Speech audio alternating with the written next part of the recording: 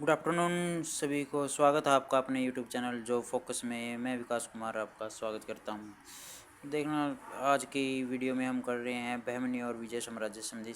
दक्षिण भारत के साम्राज्य है। इनसे रिलेटेड काफ़ी आपको एग्जाम में क्वेश्चन देखने को मिलते हैं। इनसे रिलेटेड मैंने अच्छा सा नोट्स प्रिपेयर किया है जो काफ़ी हद तक आपको आने वाले एग्ज़ाम में हेल्पफुल करेगा। तो चलिए हम डीपली स्टडी करते हैं इनकी। देखो, ये हिंदुस्तान है, ये यहाँ पे महाराष्ट्र की जगह पे बहमनी साम्राज्य था। और यहाँ पे दक्षिण भारत के कुछ इसके नीचे ही केरल साइड में क्या था, विजयनगर था। विजयनगर की स्थापना 1336 में हुई और बहमनी की 1347 में। अब एक क्वेश्चन पूछेगा, इस समय में भारत में किस राजवंश का शासन चल रहा था? तो इस समय मोहम्मद बिन तुगलक का। तो मोहम्मद बिन तुगलक ने दक्षिण भारत पर हमला किया था।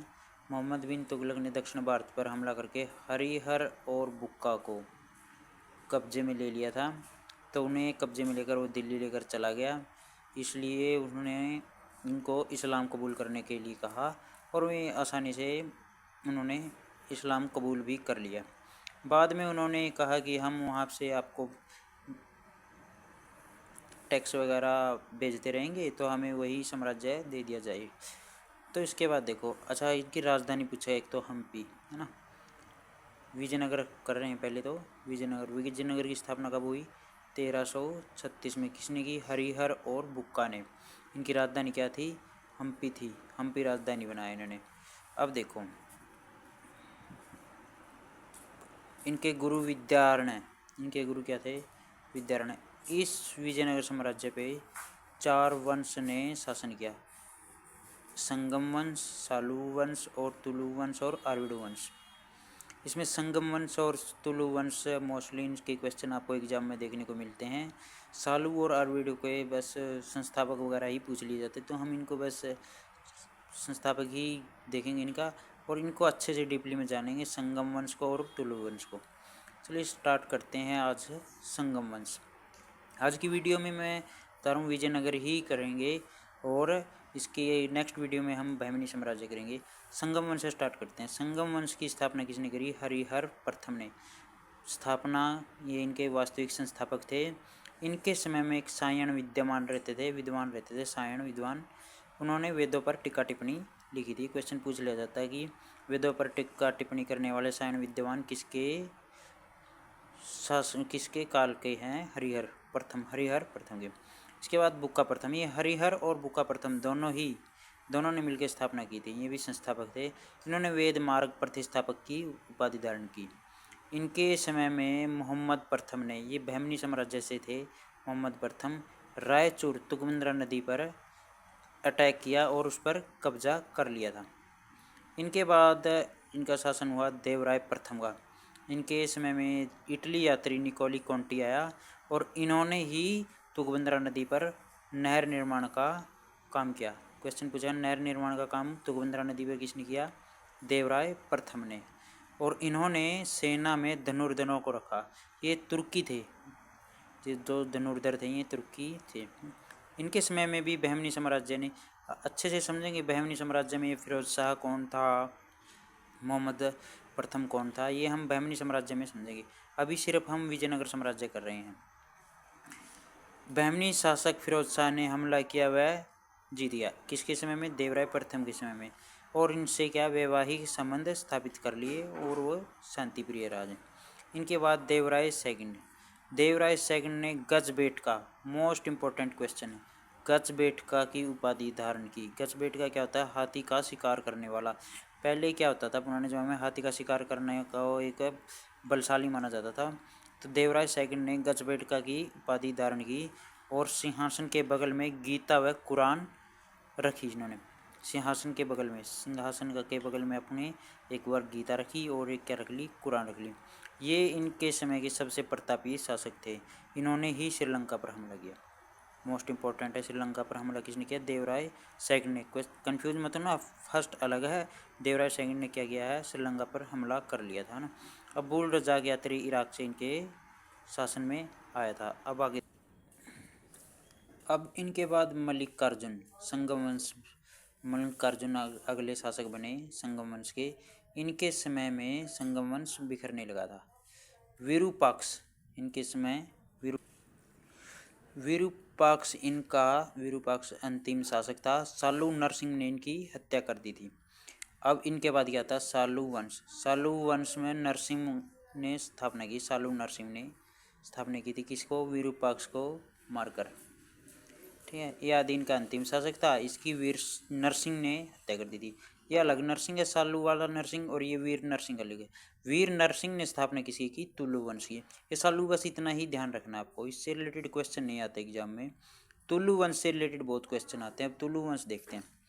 तुलु वंश की स्थापना वीर नरसिंह ने की थी। पुर्तगाली गवर्नर अल्मोड़ा के साथ इन्होंने क्या किया, व्यापार किया।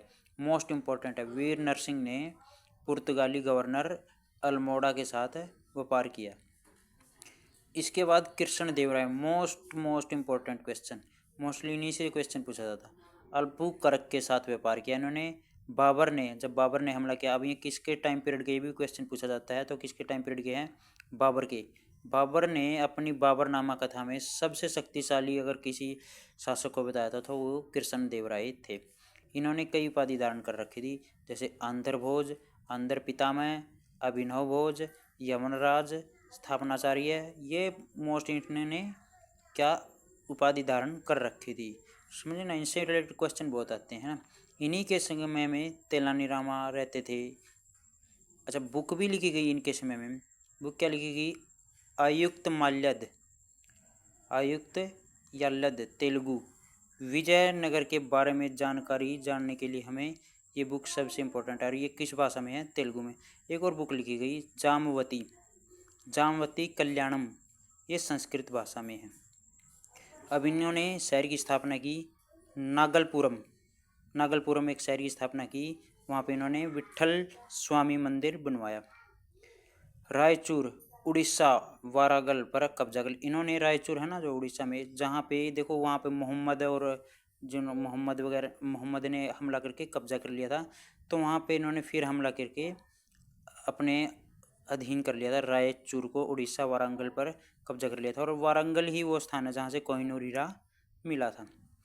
तेलुगु भाषा के 8 विद्वान, तेलुगु भाषा के 8 विद्वान जिसे अष्ट दिग्गज कहते थे, अल्चिपेड़ना, हरिकथा, मनुचरित्र, तेलानी रामा, ये 8 विद्वान में से कुछ थे। मनुचरित्र ये बुक है भाई। अच्युत देव राय, महामंडलेश्वर की इन्होंने उपाधि धारण की। इनके बाद एक सदाशिव राय क्या बना, इनका शासक बना। इन्होंने राम राय को सेनापति नियुक्त किया, राम राय को सेनापति नियुक्त किया। 1565 में तालीकोटा का युद्ध हुआ, मोस्ट इम्पोर्टेंट। 1565 में तालीकोटा का युद्ध हुआ। इस युद्ध में संगम वंश या फिर विजयनगर का, सॉरी ये तो तुलु वंश था, विजयनगर साम्राज्य का पतन हो गया। बहमनी के 4 शासक थे, बरार ने भाग नहीं लिया। ये हम इसमें 4 शासक थे, 4 शासकों में से बरार ने भाग नहीं लिया था किसमें, तालीकोटा के युद्ध में, बाकियों ने भाग लिया था। ठीक है ना। इनके बाद नया सेनापति तिरुमल सदाशिव, हाँ इसमें हत्या हो गई थी किसकी, सदाशिव की, किसमें, तालीकोटा के युद्ध में। अरविडु वंश की स्थापना किसने की, तिरुमल ने की थी। ठीक है ना, ये बस ये स्थापना। इसका मोस्ट इंपॉर्टेंट क्वेश्चन है सदाशिव राय।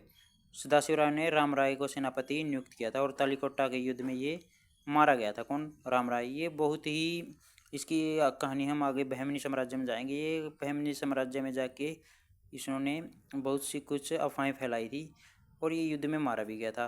तालीकोटा का युद्ध मोस्ट इंपॉर्टेंट है, कब हुआ था, 1565 में। इन्होंने बहमनी साम्राज्य के 4 शासकों ने भाग लिया था, और इसमें बरार के एक शासक ने भाग नहीं लिया। ये बरार साम्राज्य है, उसने भाग नहीं लिया था। इनके बाद नया सेनापति तिरुमल बनाया गया। तिरुमल ने सदाशिव की क्या कर दी, हत्या कर दी थी। तिरुमल ने सदाशिव की क्या कर दी, हत्या कर दी। और तिरुमल ने ही क्या, नया वंश की स्थापना करी, अरविडु की, है ना। ये तिरुमल सेनापति बनाया था। तो ये था विजयनगर साम्राज्य। मोस्टली इसी से रिलेटेड क्वेश्चन आते हैं। इससे बार बहुत ही कम चांस है क्वेश्चन बनने के, तो इसकी PDF मैं टेलीग्राम पे भी डाल दूँगा। अगली वीडियो में हम जानेंगे बहमनी साम्राज्य के बारे में। वीडियो लाइक करें, पसंद आई है तो अपना चैनल को सब्सक्राइब कर लेना। अगली वीडियो हम बहमनी साम्राज्य से संबंधित करेंगे। थैंक यू वेरी मच दोस्तों।